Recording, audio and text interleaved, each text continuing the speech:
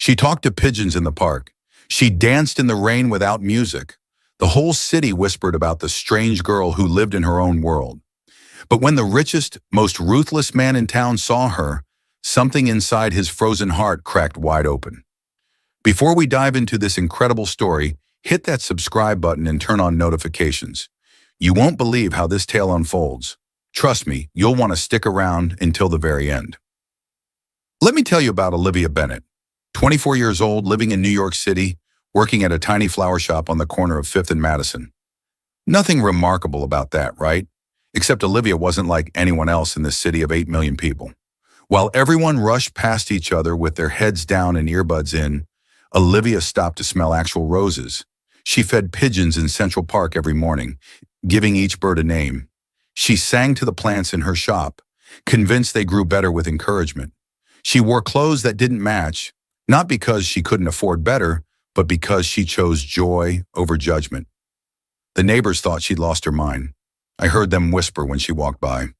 "That's the crazy girl from apartment 4B, they'd say, pulling their children closer as if madness was contagious.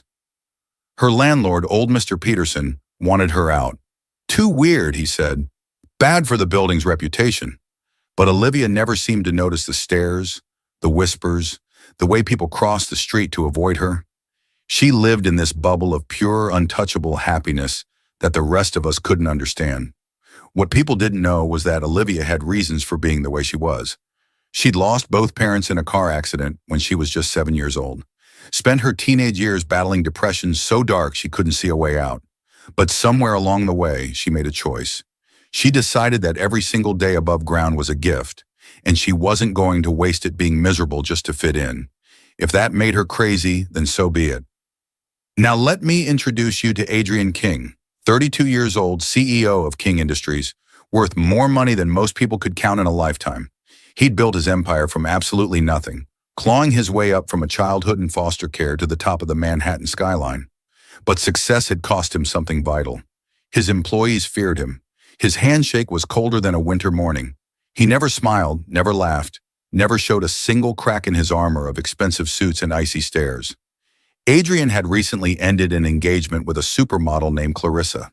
She'd thrown her diamond ring at him during their last argument, screaming that loving him was like trying to hug a marble statue. "You're emotionally dead," she'd said. "You have everything and feel nothing." He'd picked up the ring, placed it on the table, and walked out without a word, because she was right and he knew it. His therapist said he'd built walls so high that nothing could get in, not even love. Adrian had simply shrugged. Walls kept you safe. Love made you weak. The day everything changed started like any other.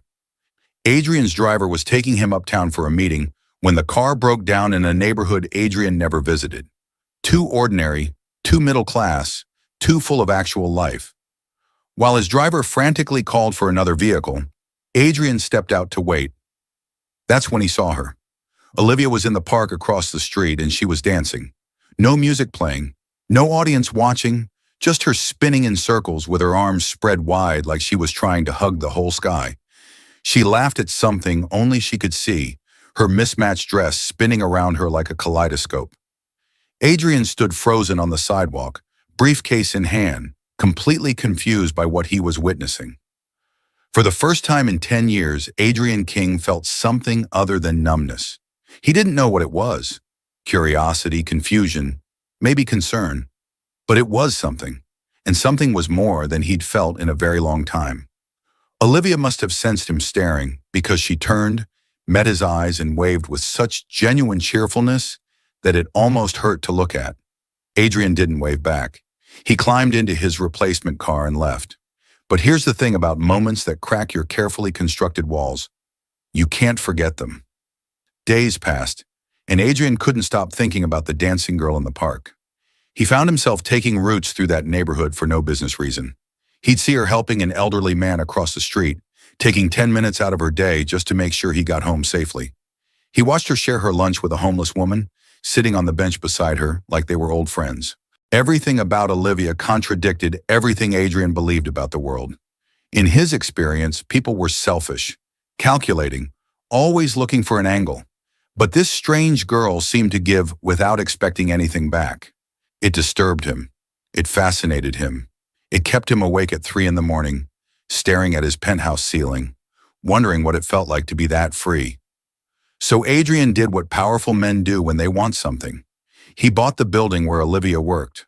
Not the whole block, just that one building with the little flower shop on the ground floor.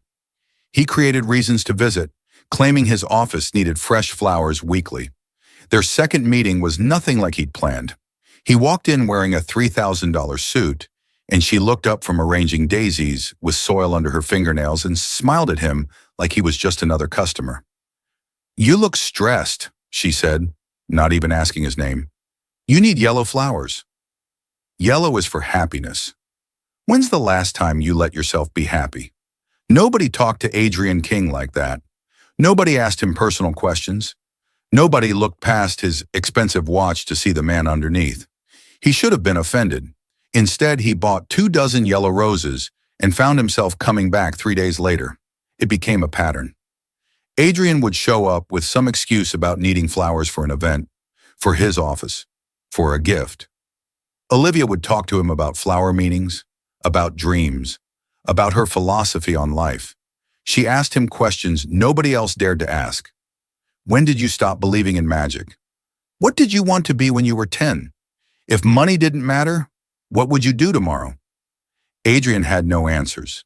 His life had been so focused on surviving, then succeeding, then maintaining success, that he'd never stopped to ask himself what he actually wanted.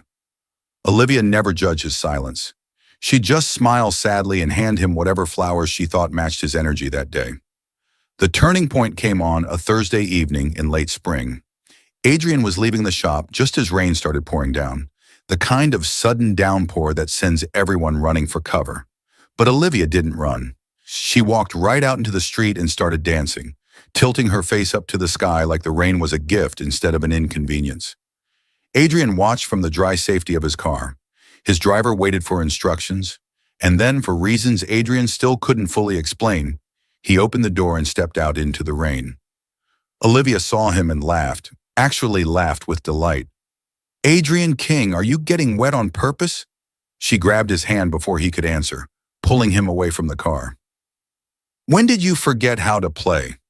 And there, in the middle of a Manhattan downpour, with his $1,000 shoes getting ruined and his silk tie plastered to his chest, Adrian King laughed. Really, truly laughed. The sound felt foreign coming from his throat, like a language he'd forgotten he knew. His driver sat in the car with his mouth hanging open, probably wondering if his boss had finally snapped. Later, sitting in a tiny coffee shop with wet hair and borrowed towels, Olivia told Adrian her real story. She spoke about losing her parents, about the darkness that had nearly swallowed her whole, about the conscious choice she made every single morning to choose joy. "People think I'm crazy because I refuse to be miserable," she said, stirring her coffee. "I'd rather dance in the rain than cry in the shower. Life's too short to care what strangers think." That's when Adrian understood. She wasn't crazy. She wasn't broken. She was the sanest, bravest person he'd ever met. While he'd built walls, she'd torn hers down. While he'd closed himself off to avoid pain, she'd opened herself wide to embrace everything, even the hurt. Things changed after that. Adrian started smiling at his employees, and they nearly called security because they thought an imposter had taken over. He took lunch breaks, something previously unheard of. He asked Olivia to dinner, and she said yes. He took her to the most expensive restaurant in the city, but she looked so uncomfortable in her simple dress surrounded by crystal and gold that he suggested a food truck instead. They ate tacos on a park bench, and Adrian realized it was the best meal he'd ever had, not because of the food, but because of the company. But happiness in a cynical world never goes unchallenged. Someone photographed them together, and by morning, their picture was everywhere. "Billionaire CEO dating crazy flower girl," the headline screamed. Adrian's board of directors called an emergency meeting. They stood around his conference table in their expensive suits, telling him Olivia was bad for business, bad for his image, an embarrassment to the company. His ex-fiancée, Clarissa, called, her voice dripping with false concern. "Adrian, darling, I heard about your little charity case. Is this some kind of breakdown?" Should I be worried? Even his family, distant relatives who only called when they needed money, suddenly had opinions about his personal life. She'll ruin your reputation, his uncle said. Think about the family name. Adrian listened to all of them, and then he did something that shocked everyone, including himself. He called a press conference. His PR team thought he was going to deny the relationship, spin it as a brief friendship, distance himself from the controversy. Instead, Adrian stood in front of dozens of cameras and reporters and spoke from a place he'd kept locked away for decades, his heart. I've spent my entire life building walls and counting money, he said, his voice steady but raw. I've acquired companies, closed deals, won negotiations. I have everything society says should make me happy. And I was miserable. Then I met a woman who the world calls crazy. You know what she did? She taught me that success without joy is just expensive misery. She showed me that being vulnerable isn't weakness, it's courage. So call her crazy if you want. I call her the only real thing in my fake world. The room went completely silent. You could have heard a pin drop. Then one reporter in the back started clapping. Slowly others joined until the whole room erupted in applause. Adrian didn't smile. He simply walked out, knowing he'd just changed his life forever. But here's what Adrian didn't expect. Olivia was terrified. Despite his very public declaration, she started pulling away. She stopped answering his calls. The flower shop owner said she'd taken time off. Adrian finally found a note slipped under his office door, written in her handwriting on flower shop stationery. You'll wake up one day and regret choosing me. I can't be the reason you lose everything you work for. I'm sorry. For a week, Adrian searched for her. He drove through every neighborhood, checked every park, visited every place they'd been together. The man who'd once fired employees for being 5 minutes late was now abandoning board meetings to look for a girl who talked to pigeons. His penthouse felt emptier than ever. His expensive things meant nothing. He'd tasted real connection, and now everything else felt like a cheap imitation. He found her on a Sunday morning in Central Park, in the exact spot where he'd first seen her dance. She was sitting on a bench feeding her pigeons, but she wasn't smiling. Tears ran down her face as she scattered breadcrumbs. Adrian sat down beside her without saying a word. He didn't try to explain or convince or persuade. He just sat there in silence, this billionaire in jeans and a t-shirt, while Olivia cried and pigeons cooed around their feet. An hour passed like that, maybe more. Finally, Olivia leaned her head on his shoulder and whispered, I'm not crazy, but I'm not normal either. I'm never going to fit into your world of galas and board meetings and people who judge everything. I know, Adrian said simply. I can't change who I am. I don't want you to. But your life, your business, everything you built means nothing without you in it. Olivia turned to look at him, searching his face for lies or doubt. You'd really give it all up? Adrian took her hand, the same hand that had pulled him into the rain, that had taught him how to feel again. I'm not giving it up. I'm just choosing to live while I build instead of waiting until some mythical later that might never come. You taught me that. And yes, for you, I'd walk away from every dollar and every deal if that's what it took. But I don't think I have to. I think I can have both, success and joy, ambition and love. I just needed someone crazy enough to show me how. Olivia laughed through her tears. Did you just call me crazy? Takes one to know one, Adrian said, and kissed her while pigeons scattered around them and joggers stared, and the whole complicated world kept spinning. That was 6 months ago. Adrian still runs King Industries, but differently now. His employees actually like coming to work. He takes weekends off. He laughs in meetings.